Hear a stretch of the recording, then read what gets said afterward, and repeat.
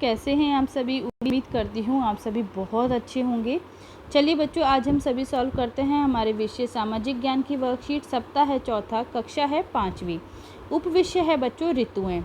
देखिए बच्चों, ऋतुओं के बारे में आज हम देखेंगे और इसी से संबंधित कुछ प्रश्न भी हम यहाँ हल करेंगे।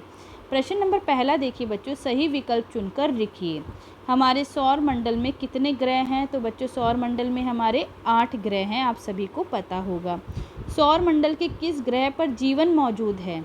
तो किस पे मौजूद है? पृथ्वी पे। हम सभी पृथ्वी पर रहते हैं। एक लीप वर्ष में कितने दिन होते हैं? बच्चों लीप वर्ष अगर हमसे पूछा जाए तो ध्यान रखिए इसमें 366 दिन होते हैं। और सिर्फ ऐसे पूछा जाए हमसे कि एक वर्ष में कितने दिन होते हैं, तो एक वर्ष में 365 दिन होते हैं।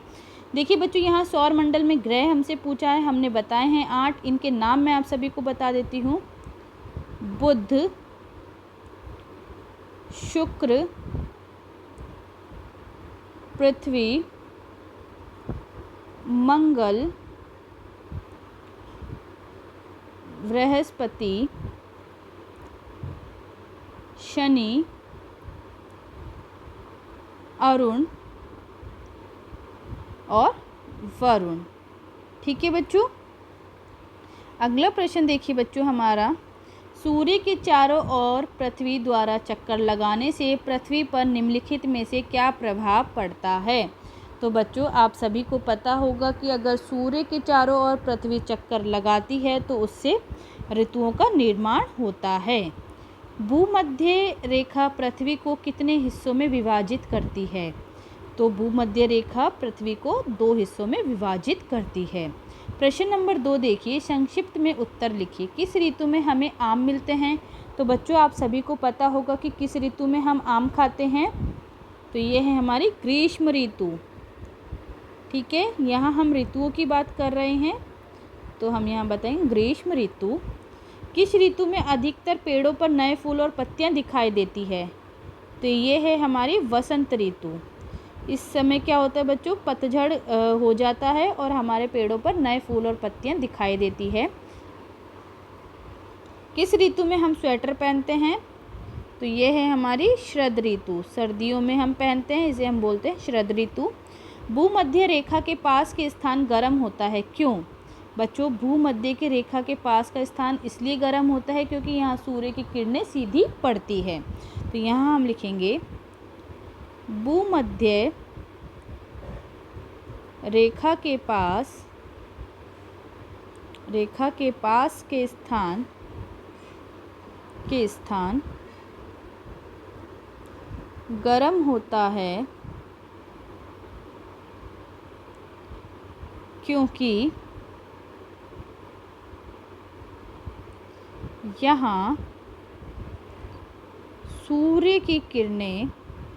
क्योंकि यहाँ सूर्य की किरणें सीधी पड़ती है। आया बच्चों सभी को समझ में अच्छे से? भारत की प्रमुख ऋतुओं के नाम बताइए। तो देखिए बच्चों, आप सभी को पता होगा कि हमारे भारत में बहुत सारी ऋतुएं हैं, तो इनके नाम हमें बताने हैं। देखिए, ग्रीष्म ऋतु, वसंत ऋतु, शरद ऋतु, वर्षा ऋतु, हेमंत ऋतु और शिशिर ऋतु। ठीक है बच्चों, ये हमारी प्रमुख ऋतुएं हैं भारत की। अगला देखिए बच्चों, प्रश्न नंबर 3 हमसे क्या बोला गया है? निम्नलिखित ऋतुओं से संबंधित किसी एक वस्तु का चित्र बनाएं। तो देखिए बच्चों, यहाँ हमें चित्र बनाना है, तो गर्मी से संबंधित हम यहाँ आम का चित्र बनाएंगे या सूरज का चित्र बनाएंगे। ठीक है, तो हम यहाँ आम बनाते हैं बच्चों। आम सभी को खाना भी पसंद है, तो आप सभी यहाँ आम बनाइए। ठीक है, गर्मियों के मौसम में बच्चों आप सभी आम खाते ही होंगे। अब इसमें हम रंग भी भरेंगे।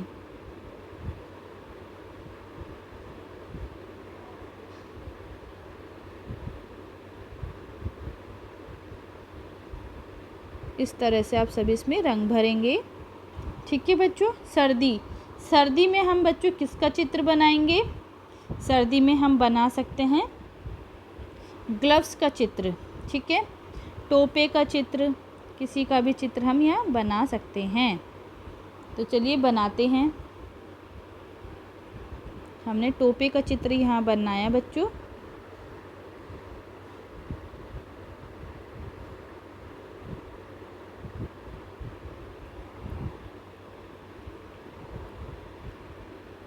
और इसमें भी हम रंग भरेंगे। सर्दियों में बच्चों हम टोपा पहनते हैं अपने यहाँ सर को और कानों को ठंडी हवाओं से बचाने के लिए। तो हमने यहाँ इसका चित्र बना दिया, ठीक है। आप भी बना सकते हैं, ग्लव्स बना लीजिए, मफलर बना लीजिए। सर्दियों में बहुत सारे चीज़ें होती है जिनका आप यहाँ चित्र बना सकते हैं, ठीक है बच्चों। अगला देखिए बच्चों, अगला किसका पूछा गया? बरसात। तो बरसात में बच्चों हम बनाएंगे किसका चित्र? छाते का चित्र। तो हम यहाँ बनाएंगे अम्ब्रेला, ठीक है बच्चों, इस तरह से।